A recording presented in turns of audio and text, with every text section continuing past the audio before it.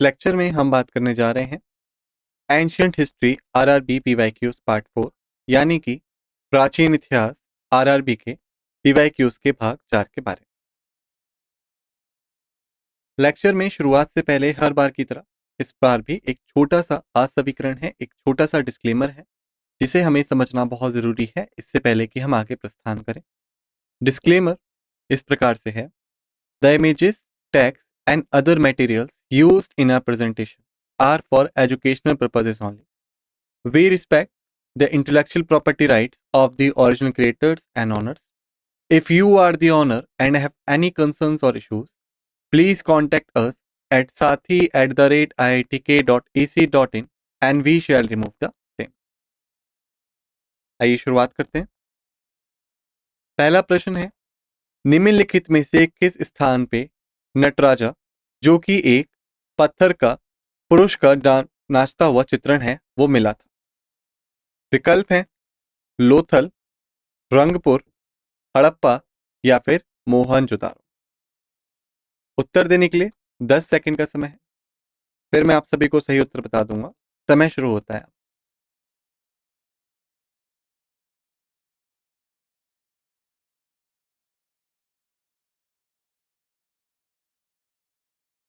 समय समाप्त। सही उत्तर है हड़प्पा। स्पष्टीकरण: जो पुरुष का नाचते हुए चित्रण हमें मिलता है वो हमें हड़प्पा से मिला है, जो कि लाइमस्टोन का बनाया गया। उसमें उस चित्रण को इस प्रकार से दिखाया गया है कि जो व्यक्ति है वो अपने सीधे पैर पे खड़ा हुआ है और वहीं उसका जो दायां पैर है वो इस प्रकार से क्रॉस्ड है कि वो एक डांसिंग पोस्चर में तब्दील हो जाता है। इस आइडल को हम कंसीडर करते हैं कि ये प्योर फॉर्म है नटराजा की, जिसकी जो लंबाई है वो कम से कम 7 से 8 इंच।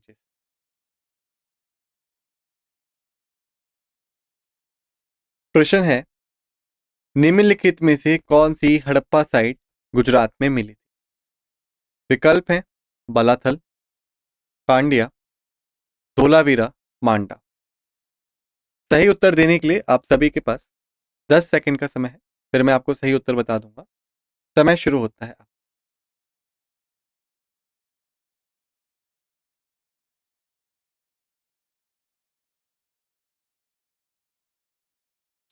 समय समाप्त। सही उत्तर है धोलावीरा। स्पष्टीकरण: हाल फिलहाल में जो हड़प्पा साइट धोलावीरा मिली है उसे यूनेस्को ने विश्व धरोहर में शामिल किया है अगस्त 2021। ये जो है ये गुजरात के रन ऑफ कच्छ में है और ये चौथी जगह है हड़प्पा की जो गुजरात में मिली है और 40 है जो कि भारत में मिलती। इसको 1967 से 1968 के दौरान पुरातत्वविद जगतपति जोशी यानी कि जीपी जोशी द्वारा खोजा गया। प्रश्न है, निम्नलिखित में से कौन सा स्थान सिंधु घाटी सभ्यता या इंडस वैली सिविलाइजेशन का पार्ट नहीं था? विकल्प है मोहनजोदारो, हड़प्पा, लोथल या फिर उरुक। सही उत्तर के लिए 10 सेकंड का समय है। फिर मैं आप सभी को सही उत्तर बता दूंगा। समय शुरू होता है।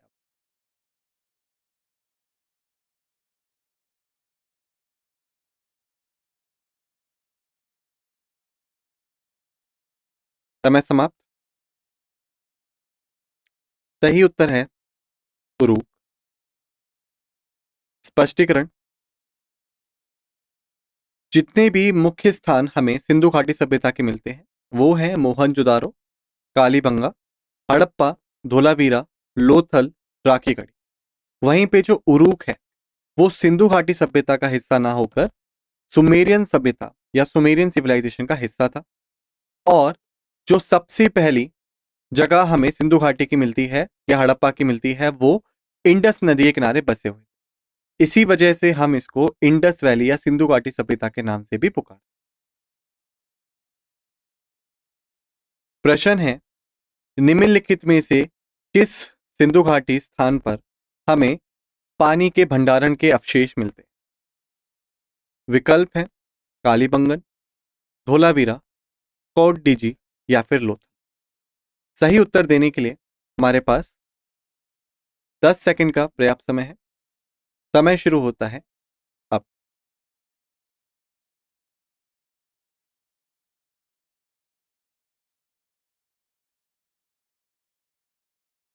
समय समाप्त।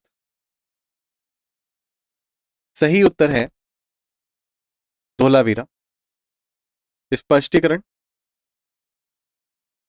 धोलावीरा एक महत्वपूर्ण सिंधु घाटी सभ्यता का स्थान है जो कि गुजरात के कच्छ में पड़ता है।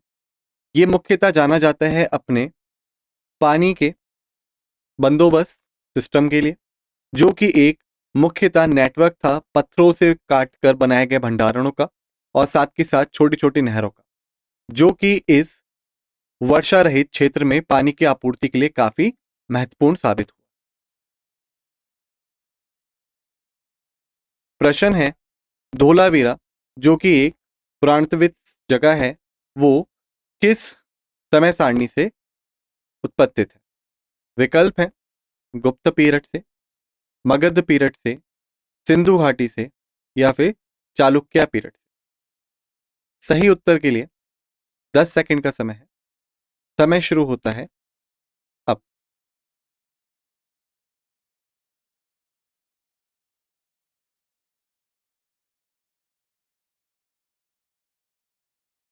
समय समाप्त।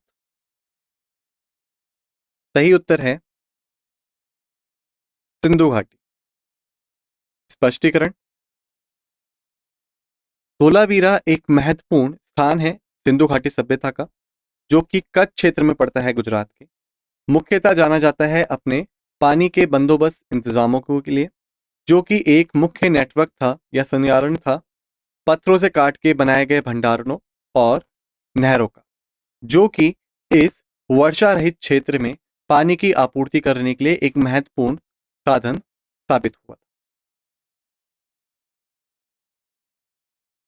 प्रश्न है, किस राज्य में पुरातत्विक जगह सुरकोतड़ा स्थित है? विकल्प हैं राजस्थान में, पंजाब, बिहार या फिर गुजरात। सही उत्तर के लिए 10 सेकंड का समय है और समय शुरू होता है अब।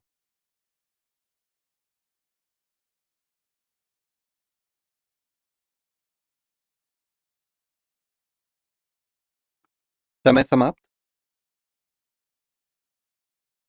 सही उत्तर है गुजरात। स्पष्टीकरण। सुरकोतड़ा एक प्रांतवधिक जगह है जो कि सिंधु घाटी सभ्यता से वास्ता रखती है। ये गुजरात के कच्छ जिले में पड़ती है और इसको खोजा गया था जेपी जोशी द्वारा 1964 में। यहाँ पे हमें घोड़े की हड्डी के अवशेष मिलते हैं, जो कि ये दिखाते हैं कि सिंधु घाटी के लोग जो थे वो घोड़े से वाकिफ थे।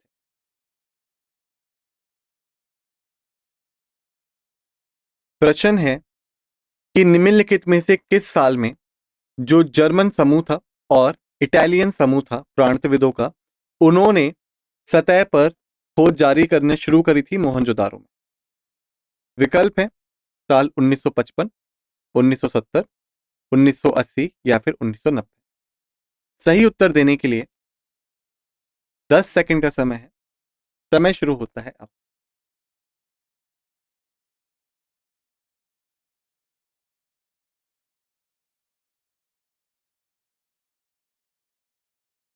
समय समाप्त। सही उत्तर है 1980। स्पष्टीकरण। साल 1980 में जर्मन और इटालियन प्रांतविदों का समूह सतह पे खोज जारी करता है मोहनजोदारो में, और 1986 में जो खोज थी हड़प्पा में वो जारी की जाती है अमेरिकन समूह के द्वारा, और आर एस बिस्ट जो कि भारतीय प्रांतविद है उनके द्वारा 1990 में। और 1990 में ही आर एस बिस्ट जो हैं वो धोलावीरा में भी खोज प्रारंभ कर देते हैं। प्रश्न है, निम्नलिखित में से किस जानवर को हम कई बार देखते हैं जो सील थी हड़प्पा सभ्यता की उस पर? विकल्प है बुल को, लॉयन को, फॉक्स को या डियर को। यानी कि बैल, शेर, लोमड़ी या फिर हिरण। सही उत्तर देने के लिए 10 सेकंड का समय है, फिर मैं आप सभी को सही उत्तर बता दूंगा। समय शुरू होता है अब।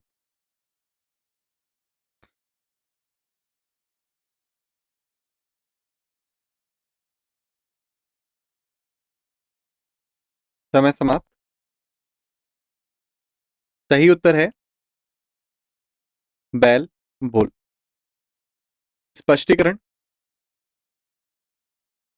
तो जो हड़प्पा सभ्यता की सील थी वो चतुर्भुज आकार में या फिर गोलाकार में या फिर सिलेंड्रिकल या फिर चौकोर शेप में थी। जानवर जो थे जैसे कि हाथी, गैंडा या फिर बैल, वो इन सील्स पे देखने को मिलते हैं। वहीं पे मुख्यतः जो हड़प्पा की सील थी वो हमें जो शहर थे उमा और ऊर, जो कि आपके मध्य एशिया में स्थित थे या फिर यूं कहें मेसोपोटामिया सभ्यता में स्थित थे, अरेबियन पेनिसुला के किनारे, वहां पे भी देखने को मिलती हैं। जो कि इस बात का साक्ष्य है कि सिंधु घाटी सभ्यता के लोगों का जो व्यापार था वो मध्य एशिया की सभ्यताओं के साथ भी था।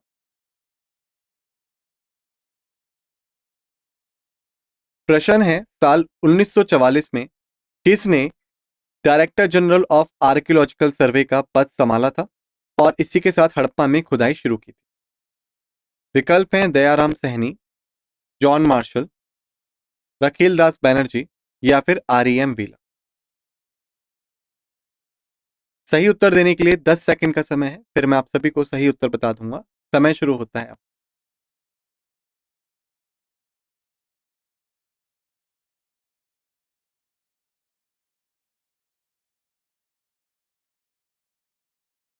समय समाप्त। सही उत्तर है आर.ई.एम. व्हीलर। स्पष्टीकरण। साल 1944 में ब्रिटिश प्रांतविद और फौजी अफसर मॉर्टिमर व्हीलर ने महानिदेशक के तौर पे भारतीय प्रांत विभाग के पद संभाला था। व्हीलर ने महानिदेशक के तौर पे 1948 तक अपनी सेवाएं दी और इस समय काल के दौरान उन्होंने काफी खुदाइयां करी लौह एज की इलाकों में, जैसे कि अरिकामेडु, और यहीं पे जो पत्थर युग के इलाके थे जैसे कि ब्रह्मागिरी, चंद्रावली, मस्की, दक्षिण भारत में, और साथ ही साथ जो खुदाई थी वो उन्होंने हड़प्पा और मोहनजोदारो में भी करी थी। जो भारतीय पुरातत्व विभाग है वो भारतीय सरकार के अंदर आने वाला एक संस्थान है जो कि मुख्यतः जिम्मेदार है कई सारी पुरातत्वविद रिसर्च के लिए, बचाने के लिए और प्रिजर्व करने के लिए जो भारतीय कल्चरल हिस्टोरिकल मॉन्यूमेंट्स हैं उनको। ब्रिटिश काल के दौरान 1861 में सर अलेक्जेंडर कनिंगम द्वारा को खोजा गया था और अलेक्जेंडर कनिंगम ही सबसे पहले महानिदेशक थे भारतीय पुरातत्व विभाग के। कनिंगम 1885 में रिटायरमेंट ले लेते हैं यानी सेवानिवृत्त हो जाते हैं और इसके पश्चात जेम्स बर्गिस जो थे वो दूसरे महानिदेशक बनते हैं। कनिंगम को हम इसीलिए भारतीय पुरातत्वविद का जनक भी कहते हैं, यानी कि फादर ऑफ इंडियन आर्कियोलॉजी।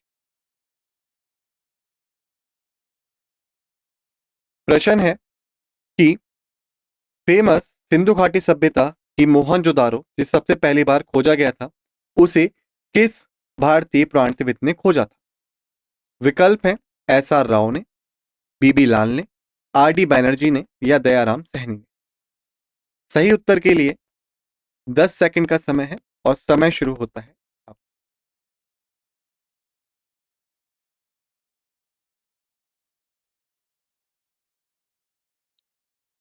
समय समाप्त। सही उत्तर है आर.डी. बैनर्जी। स्पष्टीकरण। जो बहुत ही प्रसिद्ध सिंधु घाटी साइट है मोहनजोदारो यानी माउंट दैट, उसको सबसे पहली बार भारतीय पुरातत्वविद आर.डी. बैनर्जी ने 1922 में खोजा था। ये जो साइट है ये इंडस नदी के किनारे बसी हुई है लरकाना डिस्ट्रिक्ट में पंजाब के, जो कि आज पाकिस्तान में पड़ता है। जो मुख्यतः यहाँ से चीजें मिली थी वो थी ग्रेट बाथ, भंडारण, bronze dancing girl, Pashupati seal, steatite से बने कई सारे स्टैचू और साथ के साथ बुने हुए कपड़े का एक पीस।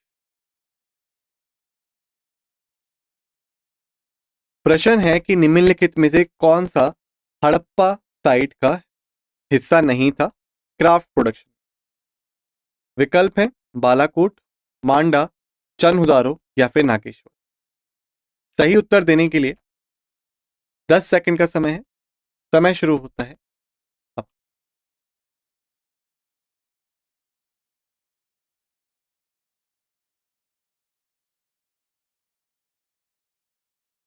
समय समाप्त। सही उत्तर है मांडा। स्पष्टीकरण। मांडा वो हड़प्पन साइट है जो कि क्राफ्ट प्रोडक्शन से संबंधित नहीं थी।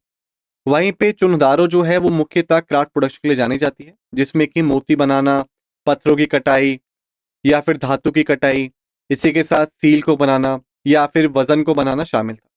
उसी के साथ साथ विशेषकारी ड्रिल्स भी यहाँ मिलती हैं चनुदारो में, लोथल में, और अभी हाल फिलहाल में वो धोलावीरा में भी पाई गई। जो हड़प्पा के लोग थे वो मटेरियल्स को दूर दूर दराज के इलाकों से जोड़ते थे ताकि वो क्राफ्ट प्रोडक्शन में उसे यूज कर सके। जैसे कि जो नागेश्वर स्थित सेटलमेंट्स थे और बालाकोट स्थित सेटलमेंट्स थे, वहां से आमतौर पे शैल मंगाया जाता था। वहीं पे शॉटुघई जो कि दूर अफगानिस्तान में पड़ता था, वहां से लैपिस लाउजली पत्थर को मंगाया जाता था, जो कि एक नीले रंग का पत्थर है और बहुत ही महंगा दिखता है। वहीं पे लोथल जो कि कार्नेनियल, जो कि अब बरूच गुजरात में स्थित एक जगह है, वहां से स्टेट मंगाते थे। और वहीं पे दक्षिण राजस्थान और उत्तरी गुजरात से कई सारी और धातुओं को मंगाया जाता था। प्रश्न है सिंधु घाटी सभ्यता कितने साल पुरानी है और वो कब गैंगेटिक वैली या गंगा घाटी के दक्षिण में मालवा तक रही। विकल्प है 1000 BC तक, 5000 BC तक, 3000 BC तक या फिर 8000 BC तक। सही उत्तर देने के लिए 10 सेकंड का समय है। समय शुरू होता है अब।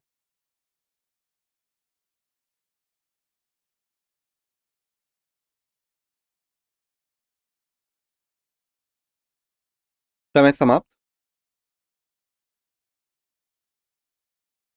सही उत्तर है 3000 BC। स्पष्टीकरण। सिंधु घाटी सभ्यता की अगर हम समय सारणी को देखें तो एनसीईआरटी के मुताबिक वो 2600 से 1900 बीसी के बीच में थी। हड़प्पा कल्चर को अगर हम देखें तो उसके मुताबिक वो 2550 से लेकर 1900 बीसी तक थी। वहीं पे अगर हम एक कॉमन डेट देखें सिंधु घाटी सभ्यता की, वो हमें 2500 से 1750 बीसी तक मिलती है अगर हम रेडियो कार्बन या C14 डेटिंग के अनुसार जाए। वहीं पे कई सारे हिस्टोरियंस का मानना यह है कि सिंधु घाटी सभ्यता जो थी वो 3250 से 2750 के बीच में थी। इसीलिए अगर हम इन सभी की एप्रोप्रिएट इंटरप्रिटेशन करते हैं या इन सभी को ध्यान से देखते हैं तो हमें मिलता है कि जो ऑप्शन सी है वो काफी करीब है इस सभी समय सारणी की। इसलिए सही उत्तर होगा 3000 BC।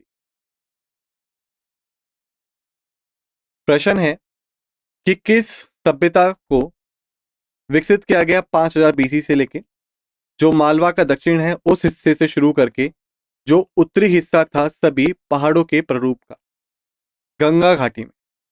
विकल्प है सिंधु घाटी सभ्यता, आर्यन साम्राज्य, मौर्यन साम्राज्य या मगध साम्राज्य। सही उत्तर के लिए 10 सेकंड का समय है और समय शुरू होता है अब।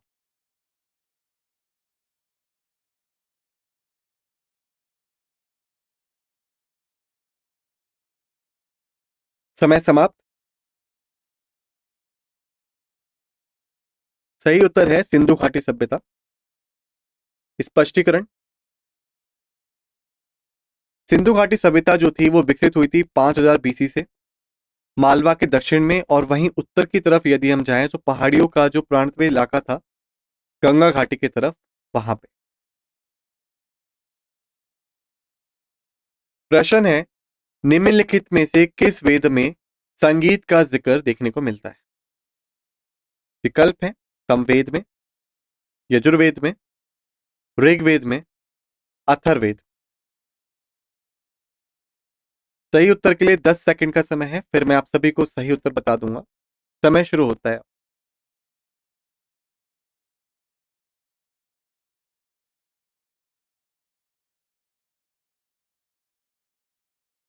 समय समाप्त। सही उत्तर है समावेद। स्पष्टीकरण। समावेद में म्यूजिक का जिक्र देखने को मिलता है, इसीलिए इसे मेलोडीज की किताबी भी कहा जाता है। जो 4 वेद हैं जैसे कि ऋग्वेद, सामवेद, यजुर्वेद, अथर्ववेद, उसमें से एक हिस्सा है ये सामवेद, आप यहाँ देख सकते हैं। और वहीं पे जो 4 उपवेद हैं उनमें से जो एक उपवेद है गंधर्ववेद, वो भी संगीत, नाच या नृत्य और कविताओं से जुड़ा हुआ है, जो कि समावेद से संबंधित है। प्रश्न है कि ऋग्वेद में कुल कितने मंत्र हैं? विकल्प है 1014, 1028, 1035 या 1020। सही उत्तर देने के लिए 10 सेकंड का समय है। समय शुरू होता है।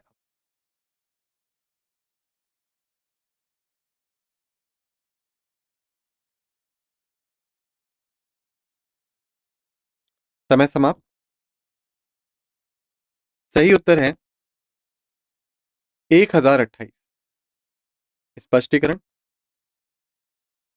4 वेदाओं में से ऋग्वेद, समवेद, यजुर्वेद, अथर्ववेद, ऋग्वेद जो है सबसे पुराना वेदा माना जाता है, इसीलिए हम इसे फर्स्ट टेस्टामेंट ऑफ मैनकाइंड के नाम से पुकारते हैं। इसमें कुल 1028 मंत्र हैं जो कि 10 मंडलों में बटे हुए हैं। 10वां मंडल जो है उसमें पुरुषोक्ता का जिक्र हमें देखने को मिलता है। वहीं पे जो प्रसिद्ध गायत्री मंत्र है वो भी ऋग्वेद के तीसरे मंडल से उत्पत्ति है। ऋग्वेद को पढ़ने वाले लोगों को हम होत्री कह के पुकारते हैं। प्रश्न है मुंडका उपनिषद किससे संबंधित है? विकल्प है सामवेद, अथर्ववेद, यजुर्वेद या ऋग्वेद। सही उत्तर देने के लिए 10 सेकंड का समय है। समय शुरू होता है अब।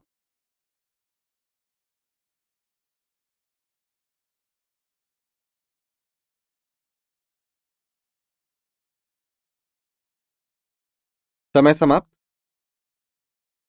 सही उत्तर है मुंडका उपनिषद जो है वो अथर्ववेद से संबंधित। स्पष्टीकरण। मुंडका उपनिषद अथर्ववेद से संबंधित है।